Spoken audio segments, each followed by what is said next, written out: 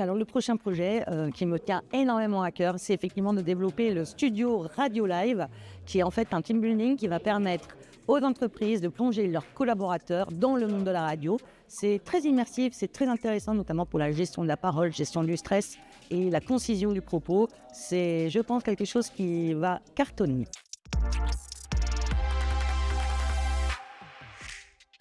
Je suis Caroline Krohn d'Astuce Séminaire. Aujourd'hui, on est à Villiers-Morgon pour une visite de domaine viticole ou domaine de Château-Gaillard chez Sébastien Guty. L'idée, c'est de répondre à la demande de notre client qui avait envie d'une pause dans la nature, dans le beau territoire du Beaujolais.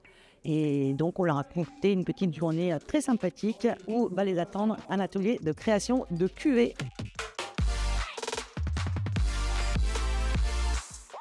C'est ce qui nous motive chez Astuce, avec toute mon équipe, parce que je travaille avec les mêmes collaborateurs depuis 15 ans. C'est effectivement de proposer des animations, soit de cohésion pure, soit stratégique pour répondre à un objectif de l'entreprise. Notre spécialité, je dirais que c'est plutôt de proposer des choses très immersives.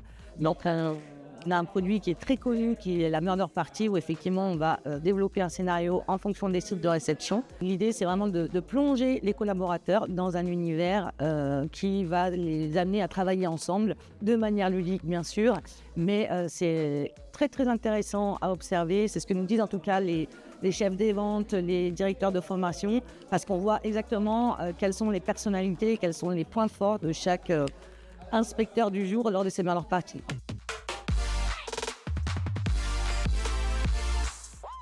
Il y a effectivement des projets qui sont hyper intéressants et qui sortent un petit peu de ce qu'on a l'habitude de faire.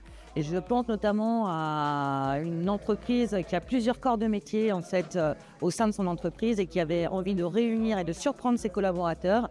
Et donc, on a organisé à 9h du matin un karaoké gospel à 450 personnes.